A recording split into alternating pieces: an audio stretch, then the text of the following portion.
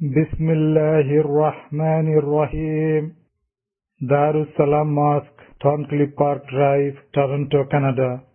Sunday after 8th Taraweeh, 3rd of December 2000. The Bayan is presented by Hazrat Maulana Mufti Saeed Ahmed Palanpuri Sahib Damad Barakatuhu. Alhamdulillah nahmaduhu wa nasta'inuhu wa nastaghfiruhu wa nu'minu bihi wa natawakkalu alayhi. ونعوذ بالله من شرور أنفسنا ومن سيئات أعمالنا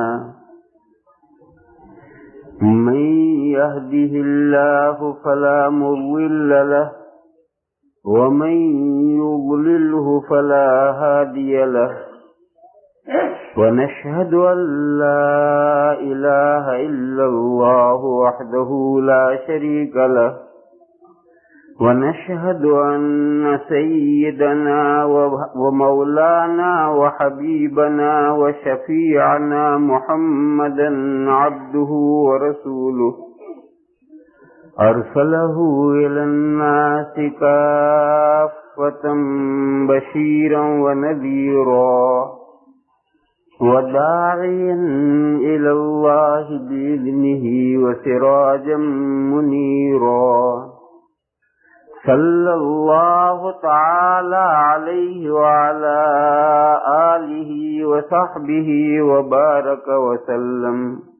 وبارك وسلم تسليما كثيرا كثيرا وبعد فأعوذ بالله من الشيطان الرجيم بسم الله الرحمن الرحيم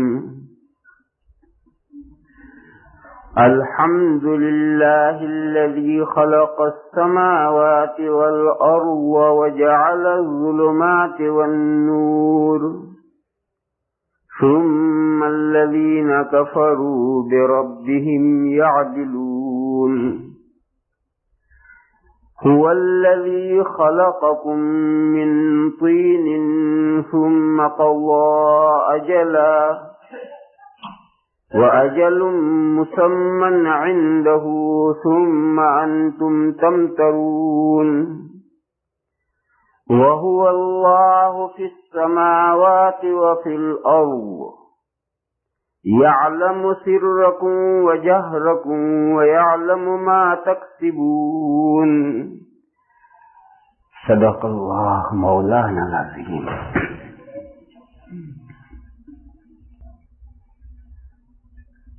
پیچھے جو ایک تقریر کی تھی میں نے الرجال قوامون پر، اس پر کچھ مختلف لوگوں نے کچھ سوالات کیے ہیں.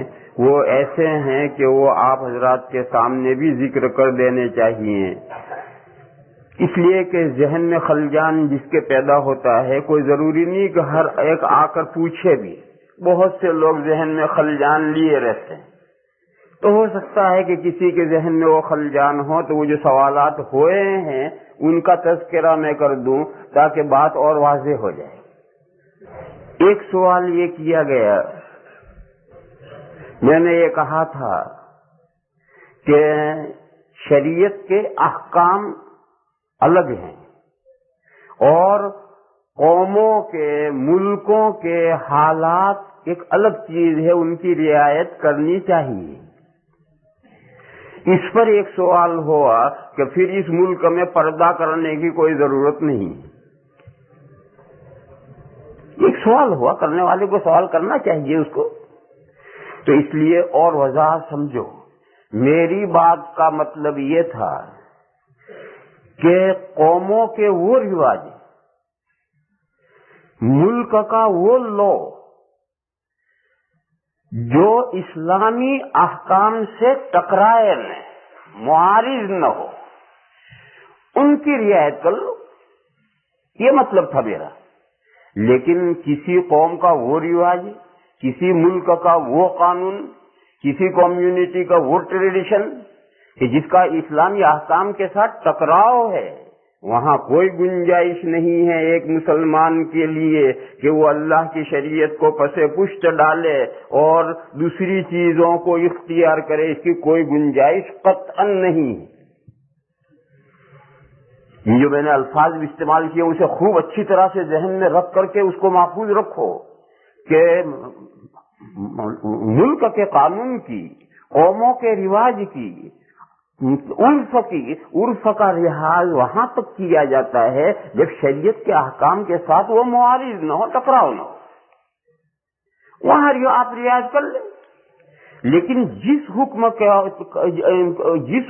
کے ساتھ یہ چیزیں معارض ہوں وہ اللہ کے حکم پر عمل فرض ہے، واجب ہے، ضروری ہے، ان تمام چیزوں پر عمل جائز نہیں ہے، چاہے کتنی دشواریاں پیش آئیں۔ حدیث شریف ہے، سیأتی علی الناس زمان القابض فیہ علی دینہ کالقابض علی الجمر۔ ان قریب لوگوں پر ایسا زمانہ ٹائم آنے والا ہے کہ اس زمانے میں اپنے دین کو مضبوط پکڑنا ایسا ہوگا جیسے ہاتھ میں چنگاری پکڑنا۔ ہاتھ میں چنگاری پکڑنا کو آسان تھوڑا گی، اتنا بھاری اور مشکل ہو جائے گا۔ حضور کے ارشاد کا مطلب کیا؟ حضور کے ارشاد کا یہ مطلب نہیں کہ جب ایسا زمانہ آ جائے تو دین کو چھوڑ دیجیے، اپنا جو دھندا کرنا ہو کرتے رہیے، استغفر اللہ استغفر اللہ، یہ مطلب نہیں۔ حضور کے ارشاد کا مطلب یہ ہے کہ ایسا زمانہ آئے چاہے اتنی دشواری دین پر عمل کرنے میں ہو تب بھی دین پر عمل کرنا ہے۔ دین پر اگر مسلمان نہیں عمل کرے گا تو کون عمل کرنے آئیں گے؟ آسمان سے فرشتے اتریں گے، زمین میں سے کیڑے نکلیں گے، پردے کے پیچھے سے جنات ظاہر ہوں گے، پرندے عمل کریں گے، چرندے عمل کریں گے، مومن تو عمل کریں گے، عیسائی عمل کریں گے، یہودی عمل کریں گے، ہندو عمل کریں گے، عربی دین پر تو مسلمان عمل کریں گے۔ کہ بڑی دشواری کے ساتھ بھی عمل کرنا ہے۔ حدیث شریف میں ایک قصہ ہے ہجرت سے پہلے کا۔ ایک مرتبہ حضور اکرم صلی اللہ تعالی علیہ وسلم جب نام پاک آئے حضور کا تو ہر شخص کو درود شریف پڑھنا چاہیے اور ہلکا سا زور سے پڑھنا چاہیے تاکہ قریب میں بیٹھا بیٹھا جو سو رہا ہے اس کی بھی آنکھ کھلے، اور درود پڑھنے سے برکتیں اس مجلس میں نازل ہوتی ہیں، رحمتیں نازل ہوتی ہیں۔ اس لیے آئندہ ہمیشہ اس کا اہتمام رکھنا چاہیے کہ بیان میں، تقریر میں جتنی مرتبہ رسول اللہ صلی اللہ تعالی علیہ وسلم کا نام پاک آئے ہر آدمی درود پڑھے اور ہلکے سے جہر سے، تاکہ قریب والے کو بھی ہوش آ جائے۔ کعبہ شریف کے سائے میں حضور اکرم صلی اللہ تعالی علیہ وسلم تشریف فرما۔ کبھی آپ مکہ حج میں یا عمرے میں جائے تو دیکھیں کعبہ بہت اونچا ہے، اس کا بہت سارا سایہ پڑتا ہے۔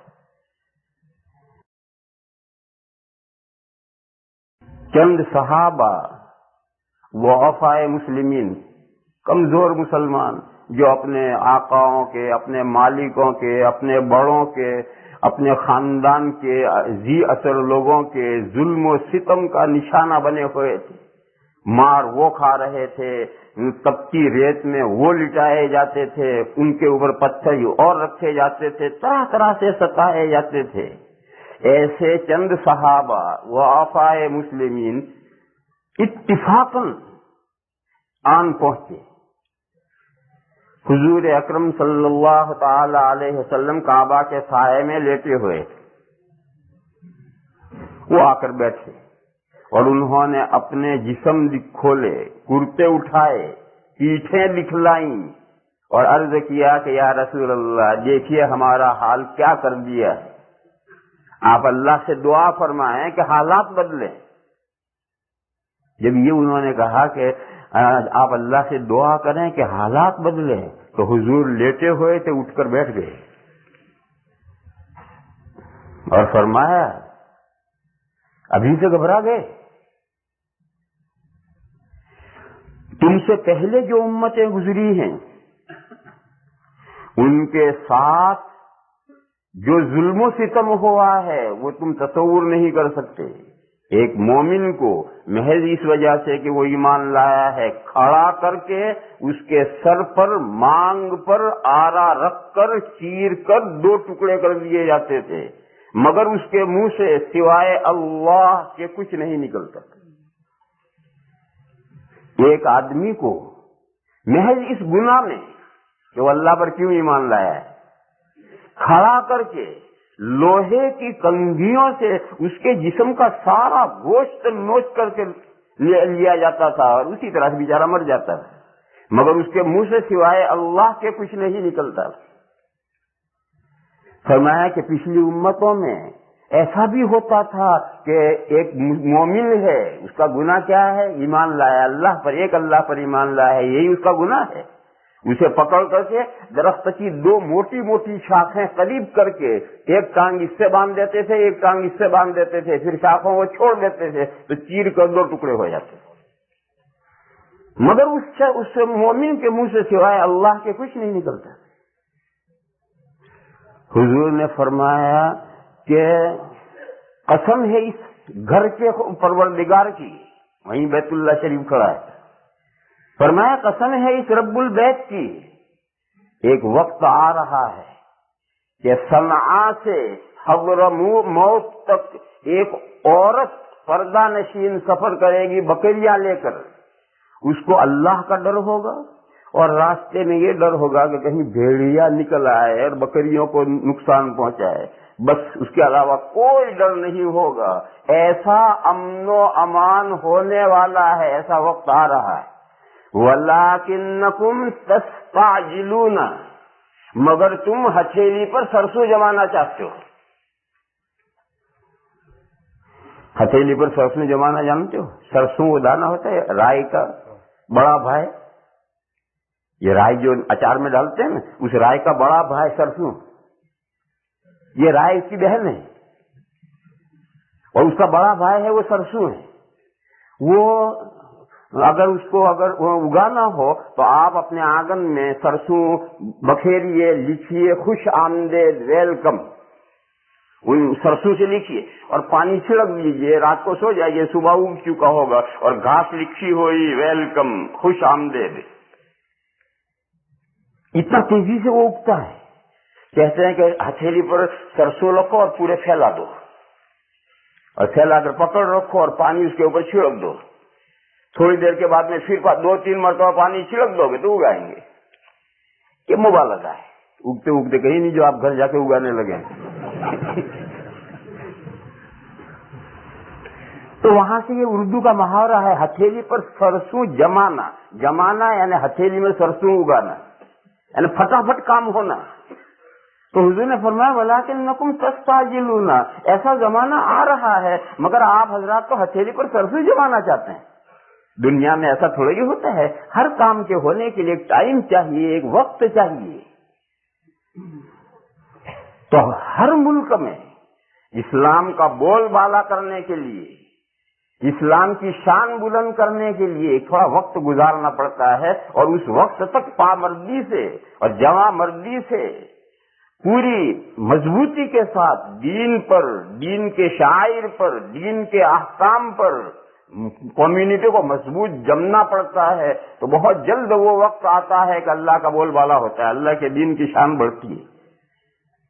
اگر رو میں بہہ جائے قوم، ملت بہاؤ کے ساتھ بہہ جائے خشیع و خاشاک کی طرح، تو قیامت تک بھی وہاں دین کا بول بالا نہیں ہوتا ہے۔ دین کے بول بالا کرنے کے لیے کچھ محنت کرنی پڑتی ہے، کچھ سہنا پڑتا ہے، کچھ صبر کرنا پڑتا ہے، کچھ برداشت کرنا پڑتا ہے ایک وقت تک۔ حدیث شریف ہے نا، من تمسک بسنتی عند فساد امتی فلہ اجر شہید، جو میرے طریقوں کو یا سنت سے مراد وہ فرض واجب سنت، وہ سنت نہیں بلکہ سنت لغوی معنی میں ہے، یعنی اسلامی طریقہ، چاہے وہ فرض ہو، چاہے واجب ہو، چاہے سنت ہو، چاہے مستحب ہو، سب اس لفظ سنتی میں آ گئے۔ وہ جو مشہور حدیث شریف ہے علیکم بسنتی وسنت الخلفاء الراشدین، وہاں بھی سنت کے معنی فرض, वाजिब और वाजिब से नीचे दर्जा जो सुन्नत है वो मुराद नहीं है। अलैकुम बिसुन्नती, मेरा तरीका लाजिम पकड़ो, चाहे वो हुजूर का तरीका फर्ज के दर्जे का हो, वाजिब के दर्जे का हो, सुन्नत के दर्जे का हो, मुस्तहब के दर्जे का हो, वो सब सुन्नती में आते हैं। लफ्ज़ सुन्नत के लोग भी माने हैं मेरा तरीका। तो फरमाया कि मन तमस्सका बिसुन्नती इंद फसाद उम्मती, जब मेरी उम्मत बिगड़ जाए, उम्मत के अहवाल बिगड़ जाए, उस वक्त मेरे तरीके को जो मजबूत पकड़ता है उसे एक शहीद का सवाब मिलता है। शहीद को मैदान में सहना पड़ता है, तलवारें खानी पड़ती हैं, गोलियां बर्दाश्त करनी पड़ती हैं, जान देनी पड़ती है। ये जो जहमतें उसे हो रही हैं जिसकी वजह से उसे शहादत का दर्जा और सवाब मिलता है। मालूम हुआ कि जब उम्मत में बिगड़ जाए उस वक्त इस्लामी तरीके को मजबूत पकड़ने में इतना ही सहना पड़ता है। आज आप बीवी को पर्दा करा लीजिए, आपको वो बातें सुननी पड़ेंगी और परायों से नहीं सुननी पड़ेंगे, अपनों से सुननी पड़ेंगी। वो बातें सुननी पड़ेंगी कि मैं तो बता भी नहीं सकता हूं क्या कि इस मुल्क में क्या बातें सुनते हो आप जरा जानते। इस मुल्क में आप दाढ़ी रख लीजिए, दाढ़ी रखते ही वो बातें सुननी पड़ेंगी और परायों से नहीं सुननी पड़ेंगी, अपनों से सुननी पड़ेंगी। एक मर्तबा आदमी तंग आकर के घबरा करके महीने 2 महीने के बाद फिर मुंडा देगा दाढ़ी, महीने 2 महीने बीवी को पर्दे में रखकर पर्दा उतरवा देगा। ये सब सूरत हाल होती है जब उम्मत में बिगाड़ आ जाता है और लोगों के अंदर फसाद और खराबियां पैदा हो जाती हैं, तो अपनों के दरमियान में अहकाम पर अमल करना मुश्किल हो जाता है।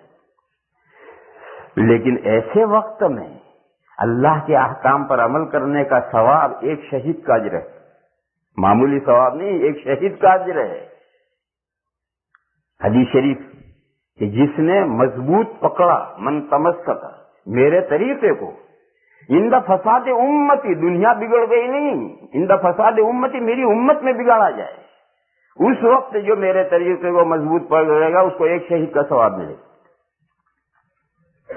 इसलिए मेरे भाइयों, हमेशा ये बात समझो कि जो शरीयत के अहकाम है उसमें किसी की कोई रियायत नहीं। शरीयत के हर हुक्म पर अमल करना जरूरी, लेकिन जो शरीयत के अहकाम नहीं, शरीयत के अहकाम से जो ट्रेडिशन टकराता नहीं, उनमें आप रियायत कर लीजिए, शरीयत कोई मना नहीं करती। मैं इसकी मिसाल दूं, जहां टकराव नहीं है उसकी मिसाल है।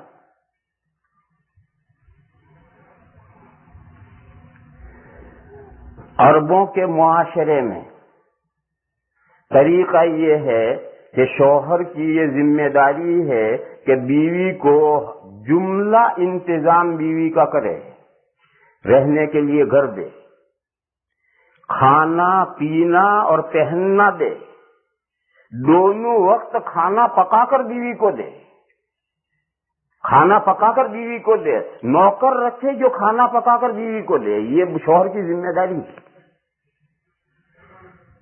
मगर ये शरई हुक्म नहीं है, ये एक ट्रेडिशन है, अरबों का एक रिवाज है। अब इस रिवाज को आप हिंदुस्तान, पाकिस्तान, बांग्लादेश में चलाना चाहेंगे तो चलेगा? नहीं चलेगा।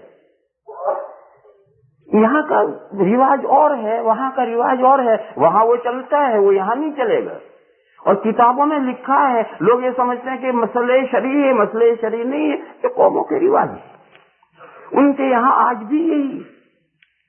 और एक आदमी की 3 बीवियां हैं, तो बीवियों के घर, उनके तमाम सामान, उनका जायदाद, उनके तमाम अलग अलग हैं। शौहर एक दिन इस बीवी के यहाँ चला जाएगा, एक दिन उस बीवी के यहाँ चला जाएगा, एक दिन उस बीवी के यहाँ चला जाएगा, और उस बीवी के घर में शौहर का कुछ नहीं है, बस वो रात गुजार कर दूसरे दिन दूसरी जगह जाएगा, और शौहर का अपना घर अलग होगा। तो अब ये उस कौम का एक तरीका है और उस कौम में चल रहा है। अब उस तरीके को आप हिंदुस्तान, पाकिस्तान, बांग्लादेश में चलाना चाहे, बड़ा मुश्किल। अच्छा, ये तरीका कोई इस्लामी हुक्म नहीं, तो कौमों के अहवाल हैं, वो उनकी कौम है। अगर आप एक हिंदुस्तान का आदमी अरब में जाकर शादी करता है तो उसे अरब के रिवाज की पाबंदी करनी पड़ेगी,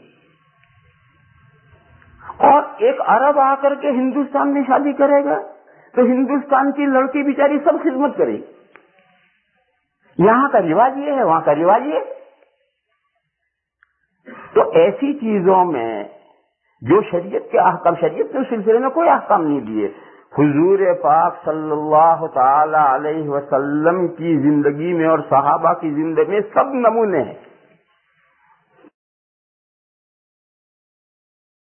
ایک مرتبہ حضور اکرم صلی اللہ تعالی علیہ وسلم کے یہاں 2 غلام آئے، لڑکے، بڑے نہیں. عربی میں غلام کہتے ہیں لڑکوں کو، اور جس کو اردو میں غلام کہتے ہیں اسے عربی میں عبد کہتے ہیں. تو وہ عبد بھی تھے اور غلام یعنی لڑکے تھے. تو حضرت علی نے حضرت فاطمہ سے کہا کہ دیکھو تم گھر کا کام کرتے کرتے تھک جاتی ہو، دیکھو چکی تم پیستی ہو، تمہارے ہاتھ میں گٹے پڑ گئے ہیں. دیکھو تم پانی کی مشک اٹھا کر لاتی ہو، تمہاری پیٹھ پر نشان پڑ گئے ہیں. سارا گھر کا کام کرتے کرتے تمہارے کپڑے گندے ہو جاتے ہیں. ابا کے یہاں 2 لڑکے غلام آئے ہیں، جاؤ ابا سے ایک مانگ لو تاکہ وہ لڑکا کچھ آدھا کام تمہارا کر لے تو تمہارا کام آسان ہو جائے. مجھے اس میں کیا سمجھانا ہے کہ حضرت فاطمہ حضرت علی کے گھر میں کیا کر رہی ہیں؟ ٹھیک ہے عرب کا ایک رواج ہے، لیکن یہ کوئی ضروری ہے تھوڑی ہے کہ ہر عورت ایسا ہی کرے. حضرت علی کے گھر میں حضرت فاطمہ حضور کی صاحبزادی کیا کر رہی ہیں وہ مجھے سمجھانا ہے. فرمایا تم چکی خود پیستی ہو، تو وہ کیا اپنے لیے پیستی تھی؟ شوہر کی ذمہ داری سے کاٹا پیس کے دے، لیکن نہیں، وہ چکی پیستی تھی اپنے لیے بھی، اپنے شوہر کے لیے بھی، اپنے بچوں کے لیے بھی. پانی بھر کر کے مشکیزہ اٹھا کر خود لاتی تھی. گھوڑے جو حضرت علی کا گھوڑا تھا اس کا چارہ اور دانا اور اس میں کھجوروں کی گٹھلیاں بھگانی پڑتی تھی اور اسے کوٹنی پڑتی تھی اور اس کو گھوڑے کو کھلانا، یہ سب حضرت فاطمہ خود کرتی تھی. حضرت فاطمہ گئی، اتفاق سے جب ابا کے گھر گئیں تو وہاں کچھ اور صحابہ بھی بیٹھے تھے جو اجنبی تھے. تو حضرت فاطمہ گئیں اور گھر میں سیدھی اندر حرم میں چلی گئی زنانے میں، مگر حضور کے سامنے سے گئیں. حضور نے دیکھا، حضور کی نظر پڑی. تھوڑی دیر انہوں نے اندر انتظار کیا، وہ جو حضرات تھے وہ نہیں اٹھے تو حضرت فاطمہ کو گھر کام ہوگا تو واپس لوٹ گئی. تو واپس جاتے بھی حضور نے دیکھا. خیر بات ختم ہو گئی، دن پورا ہو گیا. رات عشاء کی نماز کے بعد حضور خود تشریف لے گئے حضرت فاطمہ کے. تو حضرت علی اور حضرت فاطمہ دونوں نیچے لیٹے ہوئے تھے. ان کا بستر الگ تھا، ان کا بستر الگ تھا، دونوں اپنے اپنے بستر پر نیچے لیٹے ہوئے تھے. جب حضور تشریف لے گئے تو دونوں نے اٹھ جانا چاہا، تو حضور نے فرمایا کہ نہیں، تم دونوں لیٹے رہو. چنانچہ حضرت علی بھی لیٹے رہے، حضرت فاطمہ بھی لیٹی رہی، اور حضور دونوں کے بستروں کے بیچ میں جگہ تھی، وہاں حضور جا کر بیٹھ گئے. اب حضور تشریف فرمائے، بیٹی لیٹی ہوئی ہے، داماد لیٹا ہوا ہے، بیٹھے ہیں حضور. حضور نے پوچھا کہ فاطمہ تم دن میں آئی تھی، کیوں آئی تھی؟ آدمی کو اندازہ ہو جاتا ہے کہ کسی مقصد سے آئی اور چلی گئی. تو حضور کو ایسا اندازہ ہو گیا تو حضور نے پوچھا کہ تم دن میں آئی تھی، کیوں آئی تھی؟ تو حضرت فاطمہ بولی نہیں، شرم کی وجہ سے نہیں بولی. تو حضرت علی نے عرض کیا کہ یا رسول اللہ میں بتاؤں یہ کیوں آئی تھی؟ میں نے بھیجا تھا ان کو. حضرت علی نے کہا کہ میں نے ان کو بھیجا تھا، اور وہ ساری داستان بیان کی کہ آپ کے یہاں 2 لڑکے غلام آئے تھے تو میں نے ان سے کہا کہ دیکھو تمہارے یہ کام کرتے کرتے تم تھک جاتی ہو، دن بھر کام کرتی ہو اور تھک جاتی ہو، تو جاؤ ابا سے غلام مانگ لاؤ، تمہارا کام ہلکا ہو جائے. تو یہ اس مقصد سے آئی تھی، مگر وہاں لوگ بیٹھے تھے اس لیے یہ واپس چلی آئی. حضور یہ سن کر خاموش ہو گئے اور بہت دیر تک چپ چاپ بیٹھے رہے. پھر اس کے بعد حضور نے فرمایا کہ دیکھو میرے پاس 2 غلام آئے ہیں مگر وہ تمہارے لیے نہیں. فرمایا وہ تمہارے لیے نہیں ہے. وہ 2 لڑکے جو غلام ہیں وہ میں نے بدر میں جو صحابہ شہید ہوئے ہیں ان کے جو یتیم بچے ہیں ان کے لیے رکھے. چاہے آدمی ذہن میں سوچتا ہے کہ یہ فلاں کو دوں گا، یہ فلاں کو دوں گا، تو بدر کی جنگ میں جو صحابہ شہید ہو گئے ہیں اور ان کے چھوٹے چھوٹے یتیم بچے رہ گئے ہیں، تو مجھے وہ 2 لڑکے جو غلام ہیں وہ ان کو دینے ہیں، تمہارے لیے نہیں۔ خیر بات ختم ہو گئی۔ اس کے بعد حضور نے فرمایا کہ دیکھو میں تمہیں ایک طریقہ بتاؤں، اس طریقے کو تم اپناؤ تو گھر کے کام کاج سے تھکو گی نہیں۔ خیر وہ غلام تو نہیں ملے، لیکن یہ جو گھر کا کام کرتے کرتے تھک جاتی ہے تو اس کا کوئی حل تو کرنا ہے، سولوشن تو چاہیے۔ حضور نے فرمایا کہ میں تمہیں ایک طریقہ بتاتا ہوں، وہ اگر تم کرو گے تو تم تھکو گے نہیں۔ حضور نے فرمایا کہ جب تم دونوں میاں بیوی بستروں پر لیٹ جاؤ،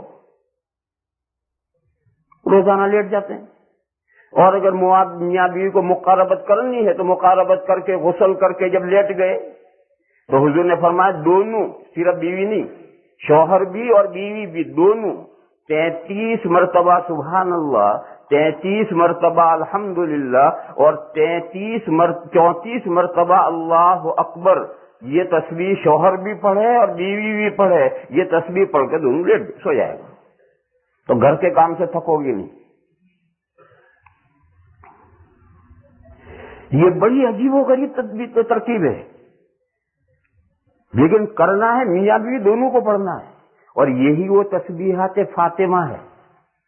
جو تسبیحات فاطمہ مشہور ہے وہ یہ ہے، اور 5 نمازوں کے بعد جو ہم تسبیحات پڑھتے ہیں جس کو لوگ کہتے ہیں تسبیحات فاطمہ، وہ تسبیحات فاطمہ نہیں ہے۔ تسبیحات فاطمہ تو یہ حدیث میں آئی ہے، وہ جو 5 نمازوں کے بعد پڑھتے ہیں وہ تو تسبیحات فقراء ہے، اور اس کی حدیث الگ ہے۔ اس کی حدیث یہ ہے کہ ایک مرتبہ فقراء صحابہ یعنی غریب صحابہ حضور کی خدمت میں آئے اور انہوں نے ایک شکوہ کیا، اپنا درد ظاہر کیا۔ انہوں نے کہا یا رسول اللہ، یہ جو مالدار صحابہ ہیں یہ ہم سے آگے جا رہے ہیں، ہم پیچھے رہ رہے ہیں۔ حضور نے فرمایا کیا بات ہوئی؟ ان حضرات نے عرض کیا کہ یا رسول اللہ، جتنی نمازیں ہم پڑھتے ہیں وہ بھی پڑھتے ہیں، جتنے روزے ہم رکھیں وہ بھی رکھیں، جتنی تلاوت ہم کریں وہ بھی کرتے ہیں، جتنے کام دین کے ہم کرتے ہیں وہ بھی کرتے ہیں، اور اللہ نے ان کو مال دیا ہے، اس مال میں سے وہ خیرات کرتے ہیں، اور ہم غریب ہیں۔ تو یہ مال جو اللہ نے دیا ہے اس مال سے وہ ہم سے آگے جا رہے ہیں، اب ہم انہیں کیسے پکڑیں؟ بقیہ تمام عبادتوں میں وہ ہمارا مقابلہ کرتے ہیں، ہمارے برابر ہیں، اور ایک نعمت اللہ نے ایسی دے رکھی ہے کہ اس کی وجہ سے وہ آگے بڑھے چلے جا رہے ہیں، ہم ان کو پکڑ نہیں سکتے، ہم پیچھے رہ جا رہے ہیں۔ بولو حل مسئلے کا۔ اب یہ تو حضور کے اختیار میں نہیں تھا کہ ان مالداروں کے بعد جتنا مال ہے حضور غریبوں کو بھی اتنا مال دینے کے لو تم بھی مالدار بن جاؤ، تم بھی صدقہ کیا کرو، یہ تو ممکن نہیں ہے۔ اور پھر یہ تو اس دور کا قصہ ہے جب حضور کے پاس حکومت کے پاس ہی کچھ نہیں تھا۔ پھر دوسرا طریقہ یہ ہے کہ سب کو برابر کر دیا جائے، جو کمیونزم کرتا ہے۔ کمیونزم ایکوالٹی اس طرح سے کرتا ہے کہ جتنوں کے جیب میں ڈالر ہیں سب یہاں رکھ دو، رکھ دیے، سب نے کہا جاؤ تم برابر ہو گئے۔ کمیونزم کا جو میتھڈ ہے وہ یہ ہے، وہ ایکوالٹی کیسے کرتا ہے؟ کسی کے پاس کوئی ملکیت ہے رکھی ہی نہیں، پبلک کی ہر چیز گورنمنٹ نے لے لی اور کہا جاؤ تم برابر ہو گئے، اکول ہو گئے۔ یہ کمیونزم ایکوالٹی اس طرح سے کرتا ہے۔ تو ایسی ایکوالٹی ناممکن ہے۔ جہاں کمیونزم ہے روس میں اور چین میں، وہاں چلے جاؤ، تمام انسان ایک لیول کی زندگی نہیں گزارتے، وزیر کی زندگی الگ ہے، درمیانی آدمی کی زندگی الگ ہے، غریب کی زندگی الگ ہے۔ یہ تو غیر فطری طریقہ ہے، اسے برابری نہیں ہوتی۔ اچھا حکومت سب کو مالدار کر دے، یہ ممکن نہیں۔ تو حضور نے فرمایا کہ دیکھو میں تمہیں ایک ترکیب بتاؤں، اس ترکیب سے جو صحابہ آگے نکل گئے تم انہیں پکڑ لو گے، اور جو تم سے پیچھے رہ گئے وہ تمہیں نہیں پکڑ سکیں گے، الا یہ کہ وہ بھی تمہارا ہی عمل کریں، تمہارے جیسا عمل کریں تو پھر وہ تمہیں پکڑیں گے، اور اگر وہ تمہارے جیسا عمل نہیں کریں گے وہ تمہیں نہیں پکڑ سکیں گے، اور تم جو آگے نکل گئے ان کو پکڑ لو گے۔ وہ طریقہ یہ ہے کہ 5 نمازوں کے بعد 33 مرتبہ سبحان اللہ، 33 مرتبہ الحمدللہ اور 34 مرتبہ اللہ اکبر، یہ تسبیح ہر نماز کے بعد کتنی ہوئی؟ 100، 5 نمازوں میں 500، اور شریعت میں ضابطہ ہے کہ نیکی کا 10 گنا ثواب ملتا ہے. تو روزانہ کی کتنی نیکیاں ہو گئی؟ تو اب کتنا بھی آگے چلا گیا ہو، صدقہ خیرات کر کے کتنا بھی آگے چلا گیا ہو، تم اس نیکی کے ذریعے سے انہیں پکڑ سکتے ہو. ان صحابہ کو بڑا شاندار فارمولہ مل گیا. اب انہوں نے نمازوں کے بعد چپکے چپکے پڑھنا شروع کیا، سبحان اللہ سبحان اللہ سبحان اللہ سبحان اللہ. اب مالدار صحابہ نے دیکھا کہ یہ کیا کرتے ہیں، ان سے پوچھا کہ یہ کیا پڑھتے ہو؟ تو بولتے نہیں، بتاتے نہیں.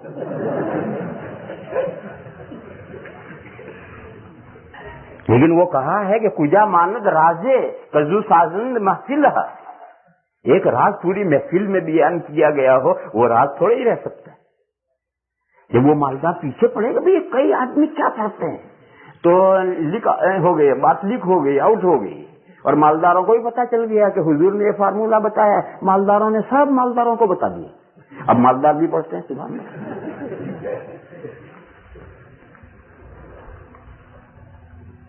یہاں رک کر کے مسئلے سمجھو. 3 نمازوں کے بعد، فرضوں کے بعد دعا خاص دعا نہیں ہے. 3 نمازوں کے بعد مختصر اذکار ہیں، اور ان مختصر اذکار میں اگر کوئی دعا کا جملہ آ جائے کوئی حرج نہیں. اور 2 نمازوں کے بعد میں جم کر دعا ہے، مانگو خوب اللہ سے. وہ 3 نمازیں جن کے بعد سنتیں اور نفلیں ہیں، ظہر، عصر نہیں، ظہر، مغرب اور عشاء. ان 3 نمازوں کے بعد چونکہ سنتیں اور نفلیں ہیں لہذا ان کے بعد دعا نہیں. ان کے بعد ذکر ہے، اور ذکر بھی مختصر، اور اس مختصر ذکر کے اندر کوئی دعا یا جملہ آ جائے کوئی حرج نہیں. حدیثوں میں ہے کہ حضور اکرم صلی اللہ تعالی علیہ وسلم ان نمازوں میں سلام پھیرنے کے بعد اتنی دیر رکتے تھے، اللہم انت السلام ومنک السلام تبارکت ربنا وتعالیت یا ذا الجلال والاکرام. بعض لوگ اس میں کچھ جملے بڑھا دیتے ہیں، اللہم انت السلام ومنک السلام وَإِلَيْكَ يَرْجِعُ السَّلَامُ وَأَدْخِلْنَا دَارَ السَّلَامِ تَبَارَكْتَ رَبَّنَا وَتَعَالَيْتَ يَا ذَا الْجَلَالِ وَالْإِكْرَامِ. یہ جو سب الفاظ بڑھا دیتے ہیں یہ کسی روایت میں نہیں آئے، لیکن بڑھانے میں حرج بھی کچھ نہیں، ان کے بڑھانے میں حرج بھی کچھ نہیں. باقی کسی روایت میں جملے نہیں آئے. جب کسی روایت میں جملے نہیں آئے تو بڑھانے میں حرج کیوں نہیں؟ اس کی کیا دلیل ہے؟ اس کی دلیل یہ ہے، حضرت عبداللہ ابن عمر رضی اللہ تعالی عنہما نے ایک مرتبہ اپنے طالب علم حج کو یا عمرے کو جا رہے ہیں تو اپنے ساتھیوں کو سنائے کہ حضور جب احرام باندھتے تھے تو یہ تلبیہ پڑھتے تھے، لبیک اللہم لبیک لبیک لا شریک لک لبیک ان الحمد والنعمت لک ان الحمد والنعمت لک والملک لا شریک لک. یہ تلبیہ پڑھتے تھے. یہ سب ساتھیوں کو حضرت نے بتلایا. پھر جب احرام باندھا اور حضرت نے تلبیہ شروع کیا تو حضور کے اس تلبیہ کے پیچھے اور اضافہ کیا اپنی طرف سے، لا شریک لک. اس کے بعد بڑھایا حضرت ابن عمر نے، لبیک لبیک وسعدیک الرغبہ الیک والعمل. یہ جملے حضرت ابن عمر نے اپنی طرف سے بڑھائے اس میں. تو اب خود حضرت امام حضرت ابن عمر لوگوں کو بتا رہے ہیں کہ حضور کا تلبیہ یہ تھا، اور پھر اپنی طرف سے بڑھا رہے ہیں. اسی لیے حضرت امام شافعی علیہ الرحمہ نے یہ روایت بیان کر کے یہ مسئلہ بتایا کہ اذکار مسنونہ میں جو مسنون ذکر ہے اسے بے عینی ہی باقی رکھ کر اگر اضافہ اس میں کرو تو کوئی حرج نہیں. اسی طرح روایت میں ہے کہ حضور ان نمازوں کے بعد میں یہ ذکر کرتے تھے، تیسرا کرنا، سبحان اللہ والحمد للہ ولا الہ الا اللہ واللہ اکبر۔ اسی طرح روایت میں ہے کہ ان نمازوں کے بعد حضور سبحان ربک رب العزت عما یصفون وسلام علی المرسلین والحمد للہ رب العالمین۔ اسی طرح روایت میں ہے کہ حضور ان نمازوں کے بعد فرماتے تھے اللہم لا مانع لما اعطیت ولا معطی لما منعت ولا ينفع ذا الجد منک الجد۔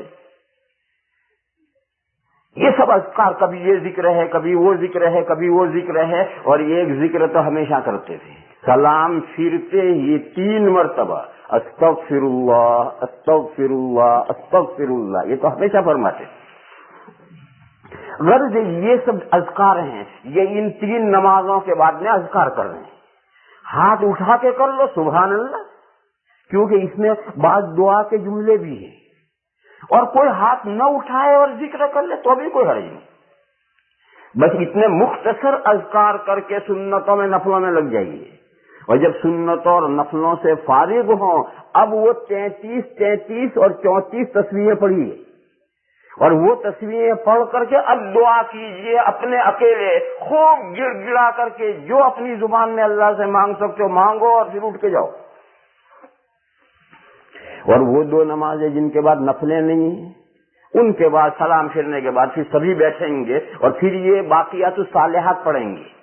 یہ جو 33 اور 34 تسبیحیں ہیں، اس کو سورہ کہف میں الباقیات الصالحات کہا گیا ہے، یعنی وہ نیکیاں جو آگے کام آنے والی ہیں۔ تو یہ پڑھو، اور پڑھ کر کے پھر سب مل کر کے دعا کرو، سب مل کر کے دعا کرو، یعنی مگر کرو اپنی اپنی، امام صاحب کو ٹھیکہ مت سونپو۔ تو میں نے مسئلہ کیا بتایا کہ یہ ہر نماز کے بعد میں جو یہ 33 اور 34 پڑھنی ہے، یہ 2 نمازوں میں تو سلام کے ساتھ متصلاً پڑھنی، اور 3 نمازوں کے بعد نفلوں کے بعد پڑھنی، کیونکہ ان 3 نمازوں کے بعد فرض کا سلام پھیرنے کے بعد دیر تک ذکر کرنا حضور کا معمول نہیں تھا، مختصر ذکر کر کے نفلوں میں اور سنتوں کے لیے حضور اٹھ جاتے تھے۔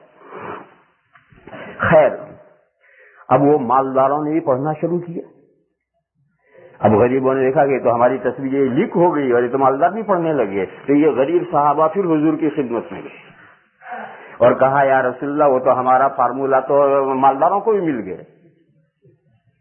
تو حضور نے فرمایا ذالک فضل اللہ یؤتیہ من یشاء، یہ اللہ کا فضل ہے، وہ جسے چاہے دے دیں، یعنی اب کوئی آگے چارہ نہیں ہے۔ یہ وہ حدیث شریف ہے جس کی وجہ سے یہ جو 5 نمازوں کے بعد تسبیح ہیں، یہ تو تسبیحات فقراء ہیں، حضور نے یہ تسبیح تو فقراء صحابہ کو بتائی تھی، جو پھر سبھی مالداروں نے معلوم ہوئی اور سبھی پڑھنے لگ گئے۔ اور تسبیحات فاطمہ تو یہ ہیں جو میں حدیث شریف بتا رہا ہوں کہ عورت اگر گھر کے کام سے تھکتی ہے تو اس کی تدبیر اور علاج یہ ہے کہ سوتے وقت میاں اور بیوی دونوں یہ تسبیح پڑھ کے روزانہ سویا کریں، تو پھر عورت گھر کے کام سے نہیں تھکے گی۔ اصل قصہ تو میں یہ سنا رہا تھا کہ یہ حضور اور صاحب زادی اور حضرت علی اور یہ گھرانہ بھی تو عربوں کا ہے،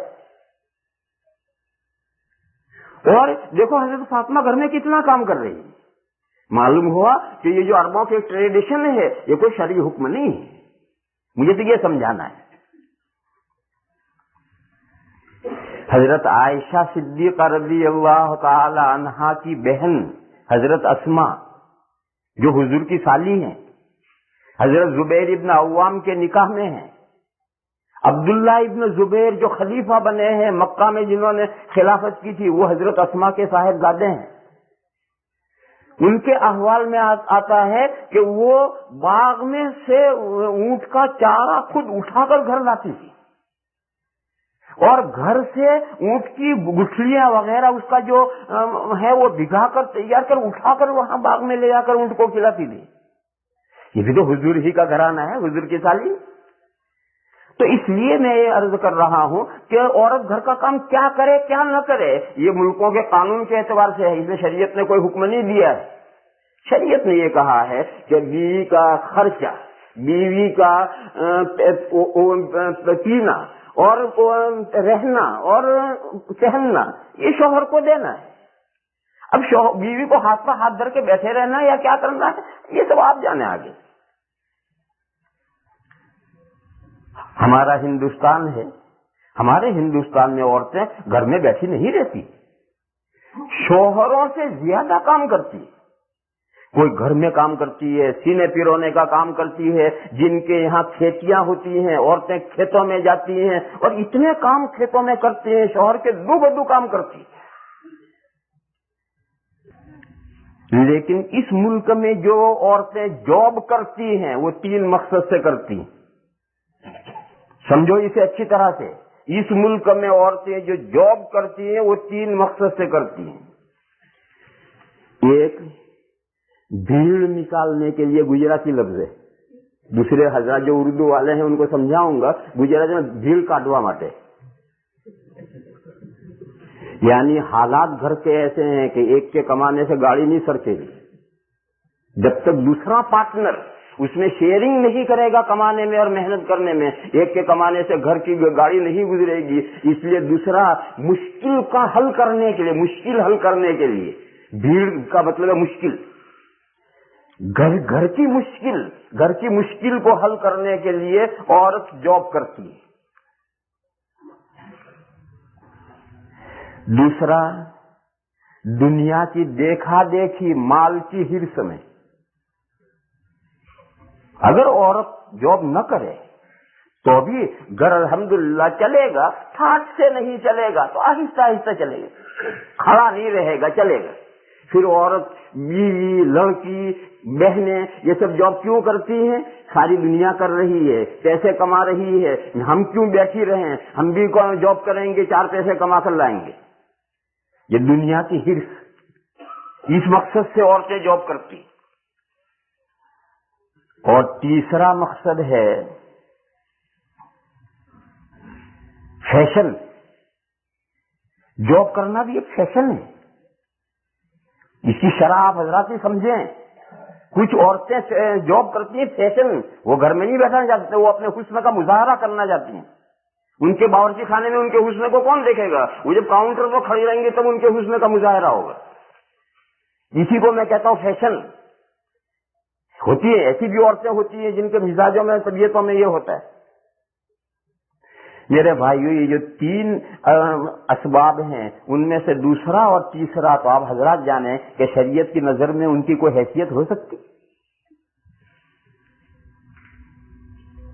قرآن کریم میں ہے وَلَا تَبَرَّجْنَ تَبَرُّجَ الْجَاهِلِيَّةِ الْأُولَىٰ. اور حضور کے زمانے کی عورتوں سے کہا کہ جس طرح سے پرانے زمانے میں, زمانے جاہلیت میں عورتیں بے پردہ بن ٹھن کر کے نکلتی تھی اور اپنے حسن کا مظاہرہ کرتی تھی, اس طرح سے بن ٹھن کر مت نکلو, اپنے حسن کا مظاہرہ مت کرو. وَلَا تَبَرَّجْنَ تَبَرُّجَ الْجَاهِلِيَّةِ الْأُولَىٰ. لہٰذا یہ دوسرا مقصد ہے. اور تیسرا مقصد ہے, اس کا تو کوئی اسلام میں تک ہی نہیں. ہاں, پہلا مقصد جو ہے وہ ایک صحیح مقصد ہے. عورت کو گھر کو اسٹیبلش کرنے میں عورت کو بھی سہارا دینا پڑے گا, اور میاں بیوی مل کر اپنے گھر کو اسٹیبلش کریں گے. لیکن اس کے لیے آپ حضرات کو ایسے طریقے اختیار کرنے پڑیں گے کہ عورتیں پردے کے ساتھ جاب کر سکیں. جائیے یو کے میں ایسے طریقے مسلمانوں نے الحمدللہ شروع کر دیے ہیں, اور ابھی بہت بڑی تعداد میں تو کامیاب نہیں ہوئے ہیں, لیکن اچھے خاصے کامیاب ہو گئے, اچھا خاصا کامیاب ہو گئے. انہوں نے 2 طریقے اختیار کیے ہیں. یو کے مسلمانوں نے 2 طریقے اختیار کیے ہیں. ایک اسمال انڈسٹریز, گھر میں سلائی کی مشین لے لی, ایمبرائڈری کی مشین لے لی, اور کٹے ہوئے کپڑے کارخانے میں سے فیکٹری میں لایا, عورتوں نے سیے اور مرد جا کے سپلائی کر کے آئے, اور اب گھر میں بیٹھ کے سی رہی ہیں. بولٹن میں جس مسجد میں میں ٹھہرتا تھا اس مسجد کے کمیٹی کے صدر, انہوں نے اب وہ صدر نہیں رہے, پہلے جب میں جاتا تھا تب وہ صدر تھے. انہوں نے ایک کارخانہ قائم کیا سلائی کا, کپڑوں کی سلائی کا, اور اس کارخانے میں وہ صرف عورتوں کو رکھیں گے اور ان کی عورت ڈیل کرے گی اسے.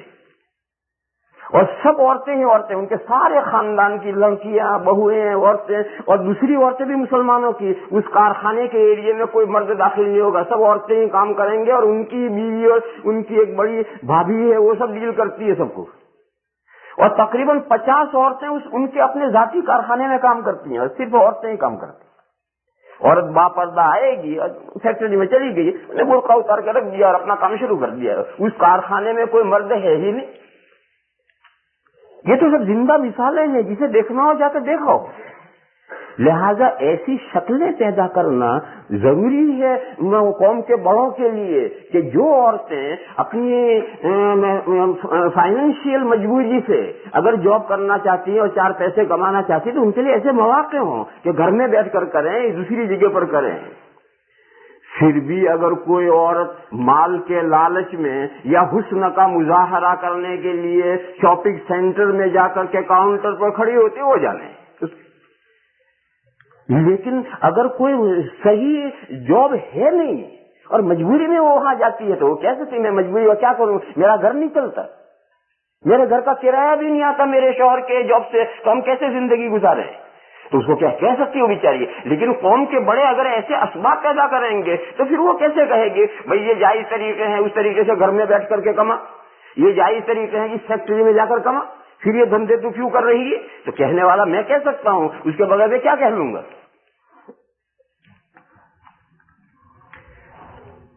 تو میرے بھائیو پتہ نہیں میری بات تو کہاں سے کہاں چلی گئی، یہ کیا کہنا تھا مجھے۔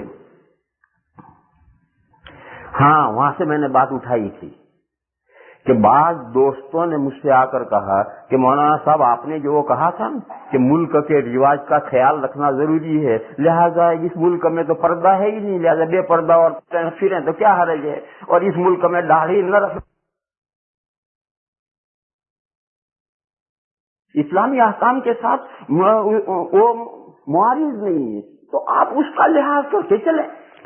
لیکن جون سا حکم اسلامی حکم کے ساتھ ٹکراتا ہے، وہاں غیر اسلامی طریقہ یا قانون کی اتباع کرنے کا شریعت میں کوئی جواز ہی نہیں ہے۔ اور شریعت کے حکم پر عمل کرنے میں اگر دشواریاں ہیں، دشواریاں انگیز کرو، ان دشواریوں کو برداشت کرنے کے اللہ نے ثواب رکھے ہیں، اور سب مل کر کے برداشت کرو گے تو قوم کی ایک ساکھ بنے گی اور احوال بدلیں گے، اور اللہ کا نام اور اللہ کے دین کا نام بلند ہوگا۔ اور ہر آدمی اسی طرح ڈھیلا چھوڑے گا تو صدیاں گزر جائیں گی اور اسلام کا نام روشن نہیں ہو سکے۔ مسلمان کا کام یہ ہے کہ جہاں وہ رہے کہ جلد سے جلد پہلی سے پہلی فرصت میں اسلام کا بول بالا کرے، دنیا مان لے کہ دیکھو صحیح اللہ کا بھیجا ہوا دین یہ ہے، لیکن وہ دنیا کیسے مانے گی جب ہم اس دین پر صحیح عمل کر کے دکھائیں؟ اس کے بغیر دنیا مانے گی کیسے؟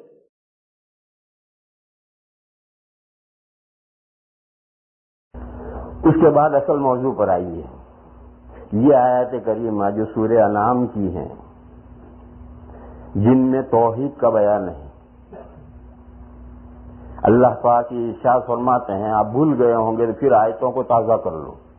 اللہ پاک یہ ارشاد فرماتے ہیں، سورت شروع ہو رہی ہے، تمام تعریفیں اس اللہ کے لیے ہیں جس نے آسمانوں کو پیدا کیا، جس نے زمین کو پیدا کیا، جس نے روشنی کو پیدا کیا، جس نے تاریک اندھیریوں کو پیدا کیا، ساری کائنات، اس کا ذرہ ذرہ جوہر ہو یا عرض ہو، سب کا پیدا کرنے والا وہ ہے۔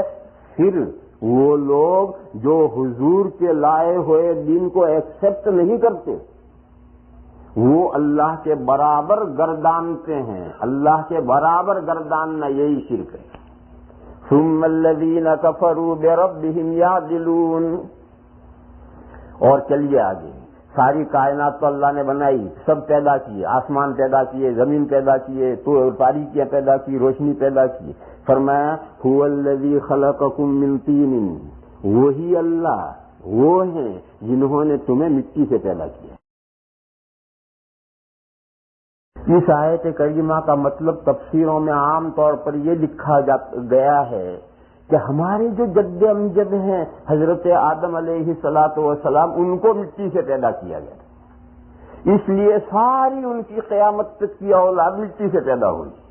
یہ تفسیروں میں لکھا تھا، مگر اتنا ہی نہیں ہے، وہ غلط نہیں ہے، جو لکھا وہ ٹھیک ہے، مگر اتنا ہی نہیں ہے، ہم میں سے ہر شخص مٹی سے ڈائریکٹ پیدا ہوتا ہے، دادا کے واسطے سے نہیں، دادا تو ہوئے تھے مٹی سے، مگر ہم میں سے ہر شخص ڈائریکٹ مٹی سے پیدا ہوتا ہے۔ دادا جو مٹی سے پیدا ہوئے تھے اس کی شکل اور تھی، اور ہم جو مٹی سے پیدا ہوتے اس کی شکل اور ہے، جو میں نے تفصیل سے سمجھائی تھی کہ کس طرح سے مٹی میں سے ست نکلتا ہے، خلاصہ نکلتا ہے، پھر وہ کس طرح سے غذائیں بنتا ہے، پھر کس طرح انسان کھاتا ہے، پھر کس طرح سے اس سے خون بنتا ہے، پھر کس طرح سے مادہ بنتا ہے، پھر کس طرح سے مادہ پہنچتا ہے، اور کس طرح سے انسان کا جسم بنتا ہے، پھر کس طرح سے عالم ارواح میں سے روح لا کے ڈالی جاتی ہے۔ غرض ہر انسان مٹی سے بنتا ہے۔ یہاں رک کر ایک مسئلہ سمجھو کہ دادا تو مٹی سے پیدا ہوئے تھے، اور دادی کہاں سے پیدا ہوئی تھی؟ دادی اماں کہاں سے پیدا ہوئی؟ اس سلسلے میں اسلامی روایات میں کوئی دو ٹوک بات نہیں ہے۔ وہ یہ مسئلہ مسکوت عنہ ہے کہ دادی کس طرح پیدا ہوئی، معلوم نہیں۔ بائبل میں یہ ہے کہ آدم علیہ الصلوۃ والسلام کی پسلی سے دادی حوا بنائی گئی، اور یہ جو بائبل میں خیال ہے یہی مسلمانوں کے درمیان میں آ گیا ہے، اور مسلمان بھی اور بہت سی کتابوں میں یہ لکھ دیا گیا ہے۔ اور قرآن کی کچھ ایسی آیتیں ہیں، کچھ ایسی حدیثیں ہیں جس سے لوگوں نے یہ سمجھا ہے کہ اسلام بھی یہی کہتا ہے کہ دادا کی پسلی سے دادی بنی ہے۔ پھر یہ مسئلہ ہے کہ چلو دادا کی پسلی سے دادی بنی، آج دنیا میں ہر عورت کہاں سے بنی؟ تو ایک خیال مسلمانوں میں یہ ہے کہ ہر عورت اس کے شوہر کی پسلی سے بنی۔ یہ خیال تو قطعاً غلط ہے۔ یہ خیال تو یہود و نصارہ کے یہاں بھی نہیں ہے، اور مسلمانوں میں پتہ نہیں کہاں سے آ گئی ہے یہ خیال۔ یہ تو غلط ہے، کیونکہ بہت سی مرتبہ ایسا ہوتا ہے کبھی شوہر تو پیدا ہی نہیں ہوا، اس کی بیوی پہلے پیدا ہو جاتی، کبھی شوہر وجود میں نہیں آیا، کہاں اس کی پسلی سے بیوی پیدا ہوئی۔ اس لیے یہ تو بالکل رانگ ہے، اور قرآن و حدیث میں بھی کچھ نہیں ہے، اور بائبل میں بھی کچھ نہیں۔ لیکن دادا کی پسلی سے پیدا ہوئی، یہ بائبل کا خیال ہے، اور بائبل آپ کھولیں گے تو شروع کے 2-3 صفحے پلٹتے ہی یہ مضمون بائبل میں ہے، اور بعض بائبل جو ہیں وہ تصویر والے ہیں، پکچر بھی ہے اس میں، تو وہ پکچر بھی بنا کر اللہ کے بندوں نے دے رکھا ہے۔ ایک باغ بنایا ہے، اس باغ میں ایک درخت کے نیچے ایک آدمی سویا ہے، اللہ میاں کبوتر بن کر آئے، استغفر اللہ استغفر اللہ، اور اس کبوتر کے پنجے میں چھری ہے۔ وہ کبوتر آ کر بیٹھا اور دائیں پسلی میں سے کچھ کاٹ کر کے وہ کبوتر لے گئے، یعنی اللہ میاں لے گئے، اور وہاں سے حضرت دادی حوا کو بنا کر بھیج دیا، اور وہ جدھر سے کاٹ کے اللہ میاں پسلی لے گئے تھے وہ ادھر آ کر بیٹھ گئی۔ ابھی تک آدم علیہ السلام سوئے ہی۔ یہ جھوٹا قصہ ہے، کیوں؟ جنت میں سونا ہے ہی نہیں۔ قرآن کریم میں صراحت ہے، سوتا کون ہے؟ جب تھکتا ہے سوتا ہے، تھکنے کے نتیجے میں سونا ہے، اور اس تھکن کو دور کرنے کے لیے سونا ہے۔ جنت میں تو کوئی تھکے گا ہی نہیں، پھر سونے کا کیا سوال ہے؟ اور پھر آدم علیہ السلام سوئے ہیں، اتنا لمبا سوئے ہیں، یہ سب غلط ہے۔ قرآن کریم میں ایسی کوئی دو ٹوک بات نہیں ہے، حدیثوں میں بھی ایسی کوئی دو ٹوک بات نہیں ہے، بہت لمبا مضمون ہے، میں آپ کو کہاں تک تفصیل کروں؟ آپ تو اجمالاً سمجھیں کہ قرآن میں اشارے ہیں، حدیث میں اشارے، لیکن دو ٹوک بات نہیں۔ اس لیے عام خیال تو یہ ہے کہ دادی دادا کی پسلی سے پیدا کی گئی، لیکن ایک دوسرا خیال یہ ہے کہ نہیں۔ تفسیروں میں ایک بہت بڑی تفسیر ہے روح المعانی۔ روح المعانی میں سورہ نساء جہاں سے شروع ہوتی ہے، اس کی پہلی آیت ہے یا ایھا الناس اتقوا ربکم الذی خلقکم من نفس واحدہ وخلق منها زوجہا۔ اس کی تفسیر میں حاشیے میں حضرت امام باقر رحمت اللہ علیہ کا قول نقل کیا ہے۔ امام باقر یہ امام باقر وہ ہیں جو شیعوں کے چوتھے پانچویں امام ہیں. شیعوں کے جو 12 امام مانتے ہیں تو 12 امام میں پہلے امام حضرت علی، حضرت حسن، حضرت حسین، پھر حضرت حسین کے صاحبزادے علی زین العابدین، پھر علی زین العابدین کے لڑکے یہ محمد باقر ہیں، پھر محمد باقر کے لڑکے ہیں جعفر صادق. تو یہ پانچویں ان کے امام ہیں. اور یہ تو انہوں نے امام ہو کر کے بیچاروں کی سیرت خراب کر دی، لائف خراب کر دی. یہ بڑے علماء اور بڑے بزرگ تھے. اور حضرت محمد باقر رحمۃ اللہ علیہ صحابہ کے شاگرد ہیں. وہ حضرت جابر بن عبداللہ سے روایتیں کرتے ہیں. تو تابعی ہیں اور بہت اوپر کے تابعی ہیں. ان کا قول روح المعانی میں یہ جگہ جہاں میں نے حوالہ دیا وہاں حاشیے میں لکھا ہے کہ خلقت حواء من بقیت طینۃ آدم. حضرت امام باقر نے فرمایا کہ حضرت حوا پیدا کی گئی ہیں جو مٹی تیار کی گئی تھی حضرت آدم کو پتلا بنانے کے لیے، اس میں سے جو مٹی بچ گئی اس بچی ہوئی مٹی سے دادی حوا پیدا کی گئی. تو یہ قول بھی ہے. تو میں نے تو یہ کہا کہ جو لوگوں میں مشہور ہو گیا ہے یہ کلیئر کٹ یہ مضمون بائبل میں ہے، قرآن و حدیث میں ایسا واضح مضمون نہیں ہے. البتہ کچھ اشارے ہیں جس کی وجہ سے لوگوں نے ایسا سمجھ لیا.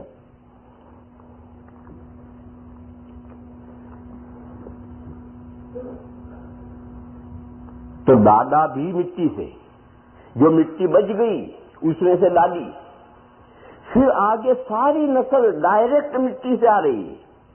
مگر وہ دونوں مٹی سے بنے ہیں، اس کی شکل اور ہے. اور پھر آگے جو نسل چلی ہے مٹی سے بنی ہے اس کی شکلیں اور ہیں.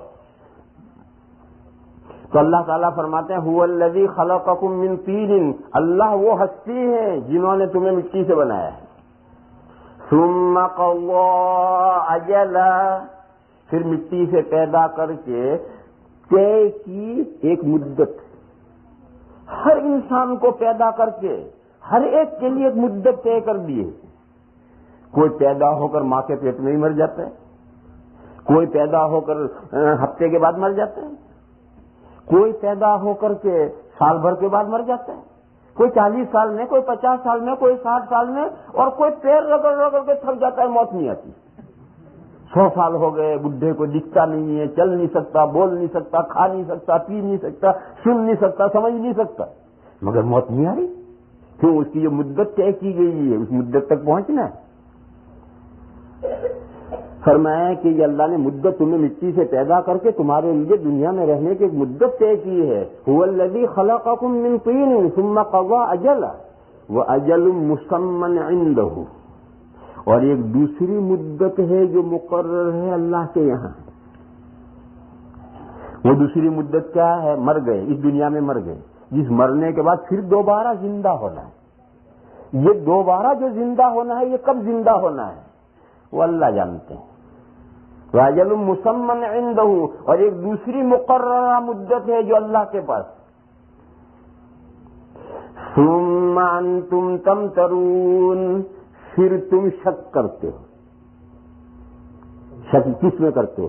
یہ پہلی زندگی تو اپنی آنکھوں سے دیکھ رہے ہو، ہر منٹ میں ملک میں ایک بچہ پیدا ہوتا ہے، اور ہم پیدا ہوئے ہیں، ہمارے بچے ہماری نظروں کے سامنے پیدا ہو رہے ہیں، اور سب مٹی سے ڈائریکٹ پیدا ہو رہے ہیں. یہ سارا تماشا دیکھ رہے ہیں. پھر ہر پیدا ہونے والے کی ایک مقررہ مدت ہے، اس مقررہ مدت پر وہ مر جاتا ہے. یہ سارا تماشا دیکھتے ہیں. مگر وہ جو دوسری مقررہ مدت کا تذکرہ آتا ہے تو انسان کہتا اللہ یعنی قیامت آئے گی یا نہیں آئے گی.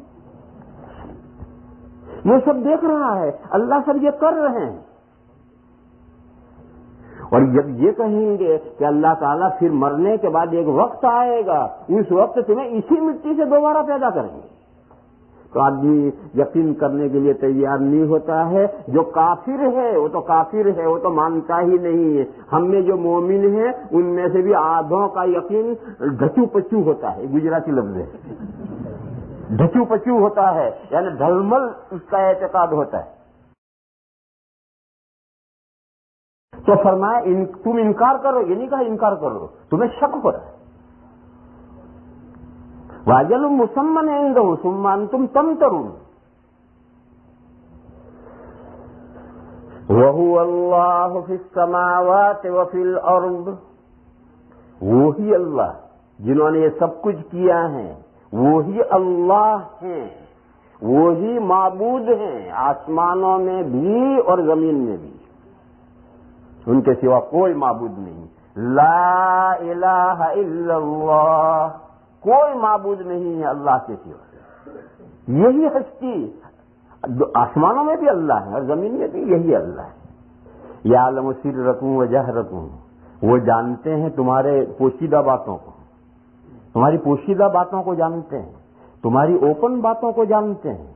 وَيَعْلَمُ مَا تَكْسِبُونَ، اور وہ جانتے ہیں جو تم کرتے ہو، جو کام کرتے ہو، کہ کون کیا کام کرتے، سب انہیں معلوم۔ انسان کے پوشیدہ احوال، اللہ کے یہاں کوئی پوشیدہ نہیں۔ وہ عالم الغیب والشہادہ ہے، وہ اوپن کو بھی جانتے ہیں اور ڈھکے ہوئے کو بھی جانتے ہیں، چھپے ہوئے کو بھی جانتے ہیں، ان کا کوئی چھپا ہوا ہی نہیں۔ حدیث شریف میں ہے کہ اندھیری رات میں آپ کمرے میں دروازہ بھیڑ لیجئے، بند کر دیجئے، اور کمرہ بند کر کے لحاف میں گھس جائیے، اور لحاف میں اوڑھ کر چاروں طرف سے اوڑھ کر لیٹ جائیے۔ اب جو آپ کا دل ٹھک ٹھک ٹھک ٹھک چلتا ہے، اس میں جو وسوسہ گزرتا ہے، اللہ اسے بھی سن رہے ہیں۔ اندھیری رات میں کالی چونٹی، ایک رات اندھیری بھی چونٹی کالی، اندھیری رات میں کالی چونٹی زمین پر جب رینگتی ہے تو اللہ اسے دیکھ بھی رہے ہیں اور اس کے چلنے کی آواز بھی سن رہے ہیں۔ چونٹی کی چلنے کی آواز کہاں ہوتی ہے؟ وہ اللہ سن رہے ہیں، تمہیں نہ سنائی دیتی ہے مگر آواز ہے، اور وہ اللہ سن رہے ہیں۔ انسان کی نگاہ جو خیانت کرتی ہے، ڈرائیونگ کر رہا ہے، ایک عورت گوری جا رہی ہے تو ڈرائیونگ دیکھ لیا کہ کسی نے دیکھا نہیں، ارے کسی نے نہیں دیکھا، اوپر والے نے سب دیکھ لیا۔ یہ بدماشی آدمی کرتا ہے، قرآن کریم میں ہے یعلم خائنۃ الاعین، وہ آنکھوں کی چوری کو جانتے ہیں۔ لہذا اس ہستی سے ڈر کر زندگی گزارنی چاہیے، اس ہستی کے حاضر ناظر رکھ کر کے اپنے احوال بناؤ۔ ہماری کوئی چیز اس اللہ سے پوشیدہ نہیں ہے۔ آدمی غلط فہمی میں رہتا ہے کہ چلے گا اللہ میں کے یہاں کیا پتا چلے گا ہم نے کیا کیا، ان کا سب ریکارڈ ہے، سب ان کو معلوم ہے، اور وہ ریکارڈ اللہ کو کی ضرورت کے لیے نہیں ہے، وہ لوگوں کی ضرورت کے لیے کہ دیکھ بھائی کیا لکھا ہے۔ جو ریکارڈ تیار ہو رہا ہے، نام اعمال لکھا جا رہا ہے، وہ لوگوں کے لیے لکھا جا رہا ہے کہ یہ انکار نہ کرے۔ اللہ کو تو بغیر ریکارڈ کے ہر چیز کا علم ہے۔ لہذا میرے بھائیوں، ایک اللہ کے ساتھ امید وابستہ کرو، ایک معبود کا یقین کرو، اس کائنات میں ہر تصرف کرنے والا اللہ ہے، اللہ کے علاوہ کوئی نہیں ہے جو کسی ذرے کو پیدا کر سکے یا ایک ذرے کو ادھر سے ادھر پلٹ سکے، ایسا کوئی نہیں ہے، نہ کوئی فرشتہ نہ کوئی پیغمبر۔ اور یہ جو ہے کہ قیامت کے دن فرشتے سفارش کریں گے، انبیاء سفارش کریں گے، حضور نے سفارشیں کی ہیں، اللہ ان کی سفارشیں قبول کریں گے، یہ الگ مضمون ہے، یہ الگ مضمون ہے۔ قرآن کریم میں یاسین شریف تو آپ کو یاد ہے، من ذا الذی یشفع عندہ الا باذنہ، کون ہے جو اللہ کے یہاں اللہ کی اجازت کے بغیر سفارش کر رہے؟ کوئی نہیں ہے۔ ان کا منشا دیکھے گا تو سفارش کرے گا۔ وہ قیامت کبریٰ میں، قیامت میں جو شفاعت کبریٰ ہوگی، وہ بڑی لمبی حدیث ہے، اس کا ایک ٹکڑا چھوٹا سا سناؤ۔ جب تمام لوگ میدان محشر میں اکٹھا ہو جائیں گے اور پریشان ہوں گے اور سورج 1 میل تک آ جائے گا۔ میل کے کیا معنی؟ میل کے عربی میں 2 معنی ہیں۔ ایک میل کے معنی ہے مائل، 2.25 کلومیٹر کا مائل، عربی میں میل کے ایک معنی تو یہ ہے، اور میل کے ایک معنی ہے سرما لگانے کی سلائی، اس کو بھی میل کہتے ہیں۔ تو سورج کتنا قریب آئے گا سرما لگانے کی سلائی کے بقدر، یا 1 مائل آئے گا، اللہ جانے۔ حدیث میں جو لفظ آیا اس کے 2 معنی ہیں۔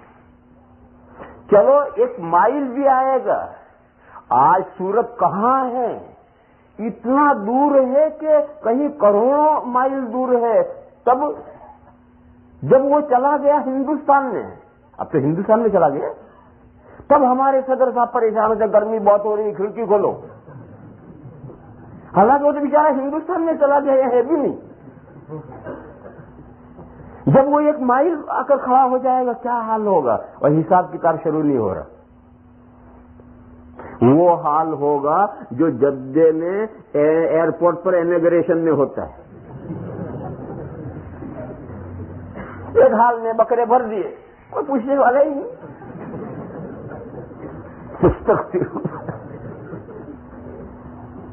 تب لوگ پریشان ہو کر حضرت آدم کے پاس جائیں گے کہ سفارش کیجئے، حساب شروع ہو جائے. وہ انکار کریں گے. پھر حضرت نوح کے پاس، حضرت ابراہیم کے پاس، ہوتے ہوتے آخر میں حضور کے پاس آئیں گے. حضور فرمائیں گے انا لہا، حضور فرمائیں گے انا لہا، میں کروں گا سفارش، اور یہ میرا ہی حق ہے. انا لہا، یہ میرا ہی حق ہے اور میں کروں گا سفارش. اس کے بعد حدیث میں ہے حضور نے فرمایا کہ میں جاؤں گا اور عرش کے نیچے جا کر سجدہ کر لوں گا، اور اس سجدے میں اللہ کی وہ تعریفیں کروں گا جو آج مجھے نہیں معلوم. اسی وقت اللہ میرے دل میں الہام فرمائیں گے اپنی تعریف، اور وہ تعریفیں میں کروں گا. اور اتنا لمبا سجدہ، بس تعریف ہی تعریف، تعریف ہی تعریف، تعریف ہی تعریف. تب اللہ کا خطاب ہوگا کہ یا محمد ارفع رأسک قل تسمع اشفع تشفع. محمد سر اٹھائیے، کہیے جو آپ کہیں گے وہ سنی جائے گی بات، اور سفارش کیجئے، اگر سفارش کریں گے تو اسے مانی جائے گی. تب حضور سر اٹھائیں گے اور سفارش کریں گے کہ پروردگار عالم، یہ میدان نشر کے لوگ پریشان ہیں، ان کے لیے حساب کتاب شروع ہو جائے. چنانچہ اس کے بعد حساب کتاب شروع ہوگا. تو آقائے دو جہاں، محبوب رب العالمین، ان کی بھی مجال ہمت نہیں ہے، بس سجدے میں پڑے ہیں، بس تعریف ہی تعریف چل رہی ہے، تعریف ہی تعریف چل رہی ہے. جب ادھر سے ہی اجازت ملے گی تو سفارش کرنے کی ہمت کریں گے. من ذا الذی یشفع عنده الا باذنہ. اللہ کی اجازت کے بغیر کون ہے جو اللہ کے یہاں کسی کی سفارش کر لے؟ ہم دعا کرتے ہیں پروردگار عالم، دعا کرتے ہیں، اللہ مقبول بندوں کی دعا قبول فرما لیتے ہیں، اور پھر مقبول بندے نے جو دعا کی ہے اللہ تعالیٰ وہ پورا کرتے ہیں.